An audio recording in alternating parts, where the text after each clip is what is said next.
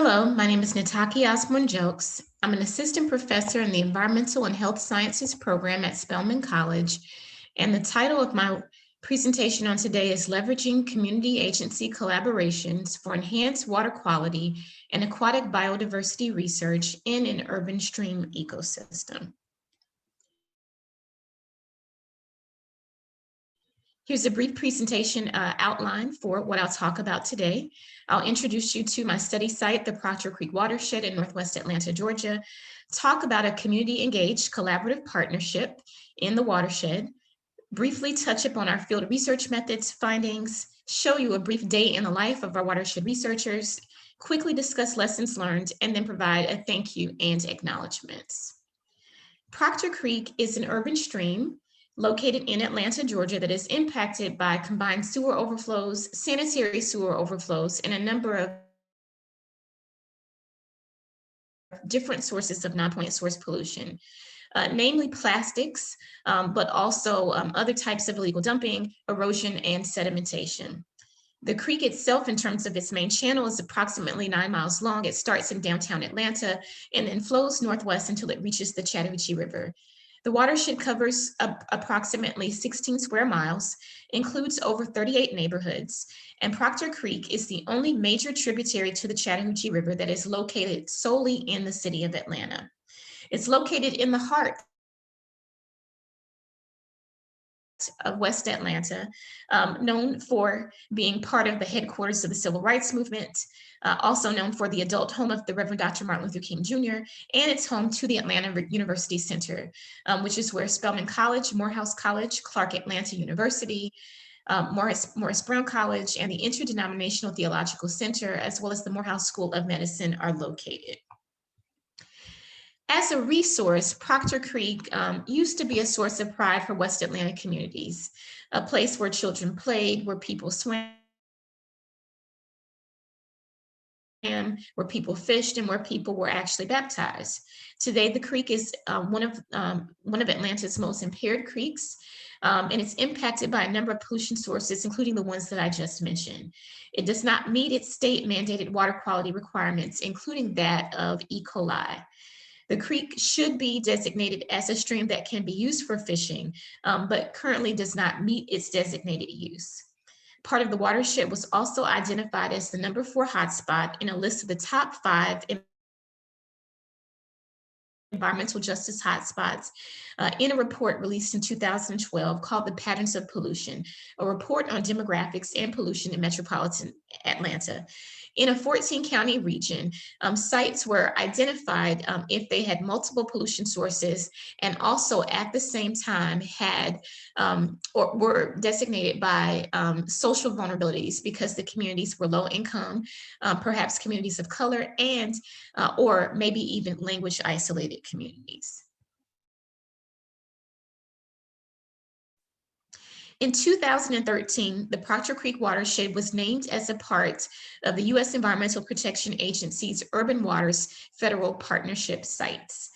And in 2018, as a part of that initiative, the U.S. Fish and Wildlife Service, as one of the contributing agencies to the Urban Waters Federal Partnership, decided to build upon some previous studies that it had done into looking at biodiversity in the Proctor Creek watershed. Their first study was focused specifically on crayfish in the Proctor Creek watershed. And in 2018, the scope of work expanded to look at other types of aquatic life in the watershed. As a part of this collaboration, the U.S. Fish and Wildlife Service began to work with the Student Conservation Association and local colleges and universities to engage local college students in this partnership.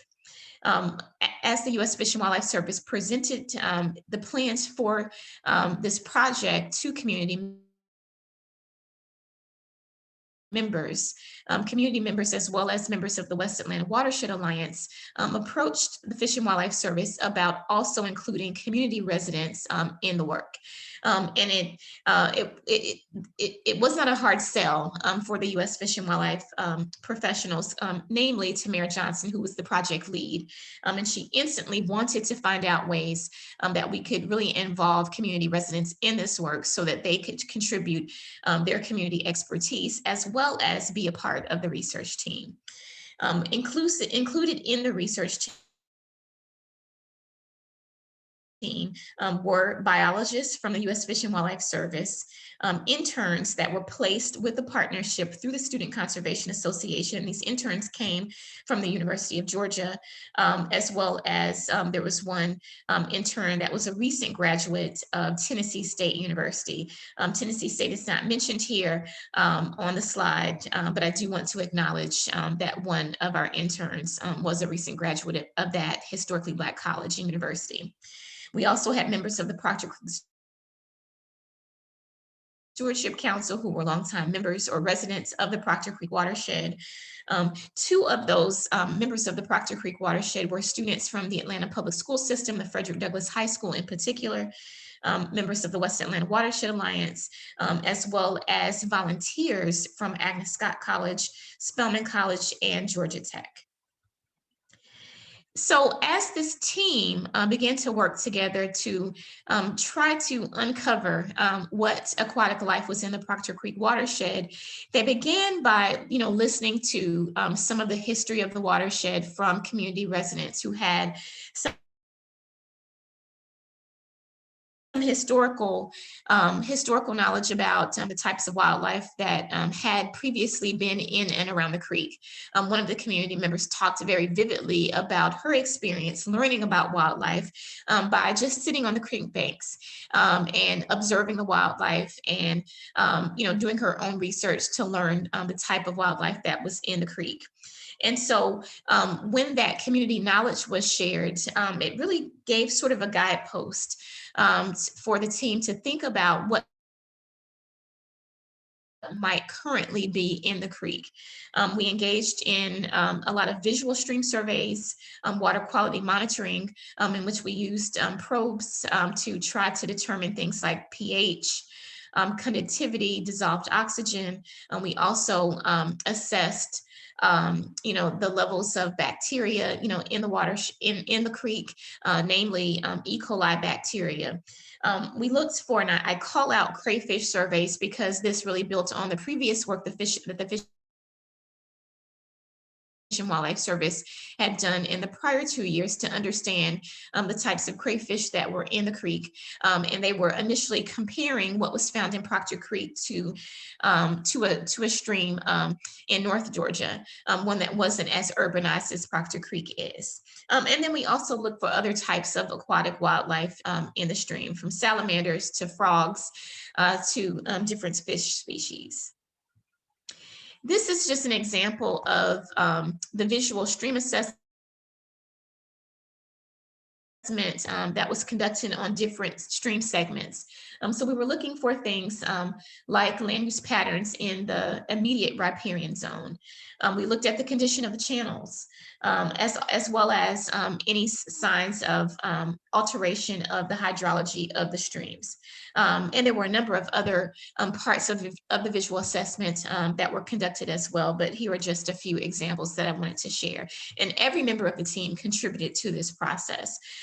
So from the college students to the community members, they were collectively taught how to, fill out the assessment forms, and they were.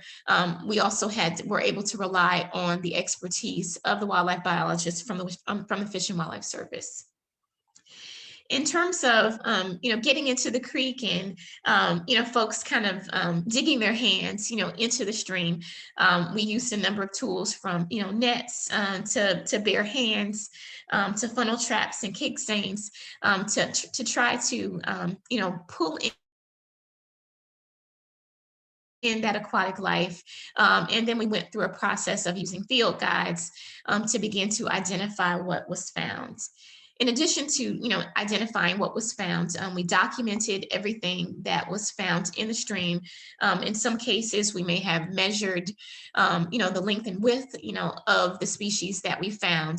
And then, of course, we tried to catalog every type of life identified in the stream. One of the other guideposts, in addition to what was shared by community members about from their historical knowledge of what was in the stream, is that we looked at an old pamphlet from the U.S. Geological Survey that was published in 1993. This was called "What Fish Live in the Streams of Metropolitan Atlanta." And in about a month, our team actually found 3 fish that were not reported in that 1993 report: the golden shiner, the black-banded darter, and the Alabama hogsucker. And so this was a really very exciting discovery for our team, and it really left the U.S. Fish and Wildlife biologists asking the question, how did Proctor Creek change over the past 25 years? And of course, in terms of the local community knowledge that community residents could share, they talked about changes in terms of seeing a lot more pollution in the stream, and really wondering if, if that pollution had severely impacted the life in Proctor Creek over a number of years. And what this research found was that there was indeed life in Proctor Creek, perhaps more than community members and others even thought that there would be, based on the pollution sources that currently impact the creek. Now I'd like to show you just a quick day in the life of our watershed researcher. So I'm going to pause my screen sharing for just a minute and then switch over to the life of our research team. So I'm going to share my screen again, and now move to the video.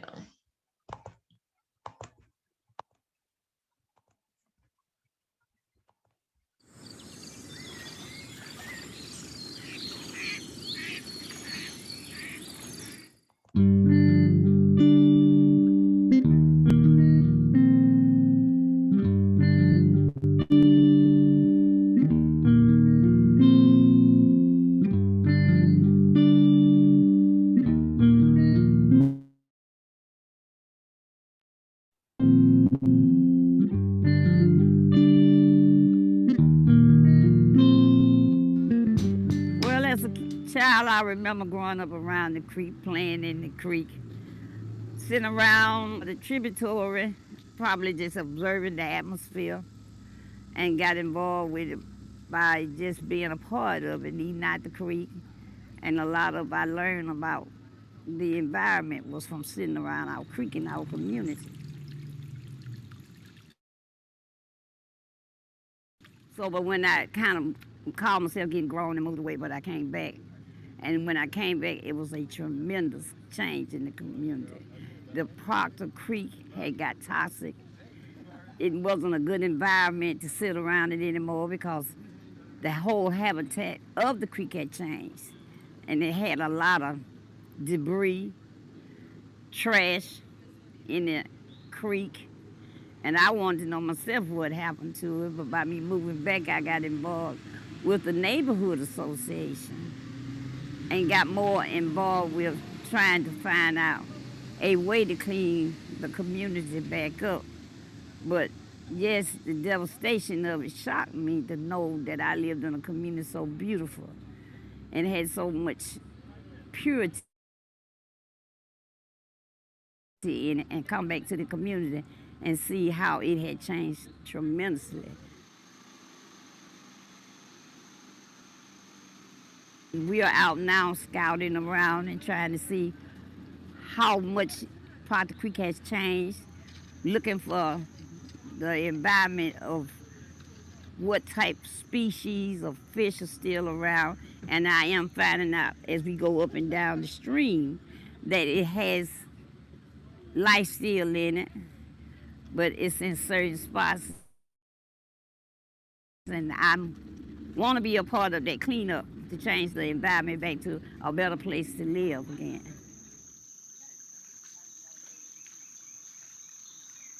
Today we were out in Proctor Creek. It's a watershed on the west side of Atlanta. It's in the city limits of Atlanta. And we were looking for what we could find, all the aquatic wildlife, and we recorded it. So we went to 3 sites. They all look different, and they all had different types of species, but it was really cool because all around the streams there's like houses, you have some abandoned warehouses, etc., but you still have nature, really powerful nature. And there's lots of thriving life inside of the creek. We have several people. We have volunteers, students, we have interns, we have community members, as well as fish and wildlife employees. What we do is half of us take a big net, what they call a seine, and they run it through the stream, and that's a way to catch a bunch of fish at one time. And then a lot of us have smaller nets, they call dip nets, and we walk upstream and we catch whatever we can find. The reason why we're doing that is because we don't really have much information on what's in Proctor Creek in the first place. And right now we're working with many partners, both federal and private, as well as community-based organizations. They're working to restore Proctor Creek. It was once a very polluted stream. There was actual sewage flowing right through the actual stream, and through lots of community members getting together and getting involved, they've removed quite a bit of pollution, and hopefully through time we'll be able to say there has been an improvement of I guess the different bioindicators, the bioindicative species, from what we found now in 2017 and what we can find maybe 10 years from now when we do some ecosystem restoration.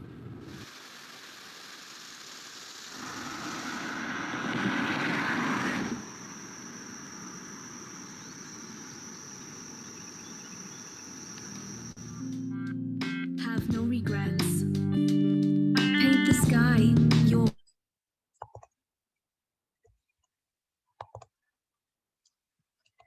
All right, so I am going to pause that so that we don't get any other interference here.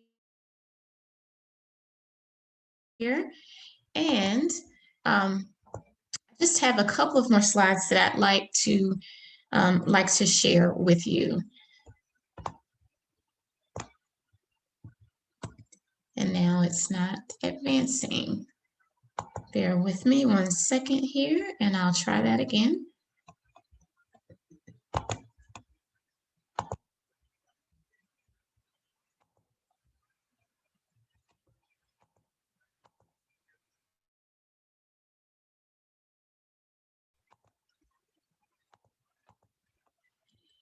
So basically, I really want to just end in saying that this team that was made up of community scientists, student interns and volunteers, as well as agency scientists, have been able to contribute to ongoing data collection in the Proctor Creek watershed that have begun to fill in some gaps.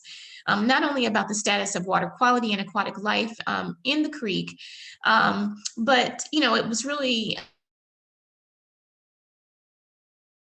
amazing to find some species that had not been identified in a previous government report or pamphlet that had been put out by the USGS. And so our team was really excited about that, especially the community members. We learned a lot of lessons from this work. One, that it's really important to integrate local community knowledge with traditional research methodologies. I think the team learned quite a bit by being able to hear the history, to understand, what community residents remember seeing and experiencing as they grew up. In fact, Miss Juanita Wallace, who was the star of the video, even made her own kind of trifold board that focused on the different species that she remembered learning about and seeing and experiencing when she was a young child growing up in the watershed. And so we've been able to compare some of those species to things that we're finding now. And she went beyond the aquatic species and focused on birds and other animals, other types of wildlife that she remembered encountering but it's been a really great experience to kind of compare that local community knowledge with what we've been able to find a lot more recently. And we find when we integrate these different types of or sources of knowledge, then we can, better fill out the picture. We can, answer more questions. We can fill in more gaps in terms of what it is that we're trying to understand, whether we would be trying to understand impediments to wildlife, different types of pollution sources, or in this case, as we try to understand what type of life, is found in the creek. We also found that it was really important to let the community to be co-definers of what we studied. The community had some input. The Fish and Wildlife Service did have an idea of the approach that it wanted to take, but that approach was really enhanced by hearing from the community members. It was also helpful to hear from the community members about good places, really good stream segments that were accessible, that we should, visit, and visit repeatedly throughout the summer to understand what was found in those different areas. And so that historical knowledge, that local community knowledge, was very critical in terms of picking out and identifying those stream segments. And we really just argue that community engaged research should be the norm for place-based research initiatives. There was so much that the community was able to bring to this process, and they were also able to learn, and Fish and Wildlife Service employees, as well as the students, were able to learn from the community members as well. So this collective process brought everybody to the table as researchers as well as co-learners. Everyone had something to teach and everyone took something away. And collectively, we have been able to contribute to the ongoing generation of knowledge about Proctor Creek, about the impacts to the creek, but also about how resilient this ecosystem, the stream ecosystem is, despite the challenges that face it. So I will end there. Thank you so much for allowing me to share just a little bit about this partnership, and hopefully this might inspire some of you to think of other ways that you might be able to engage local communities in your work as well. I did have an acknowledgement slide that I forgot to share. Maybe I can pull that back up very quickly, and I apologize for that. In terms of, and of course, it's not advancing well here, but I wanted to thank our community residents who were a part of this process, Ms. Juanita Wallace, Ms. Ruby Mitchell Harrison, as well as Tamara Johnson, who was the lead at the U.S. Fish and Wildlife Service.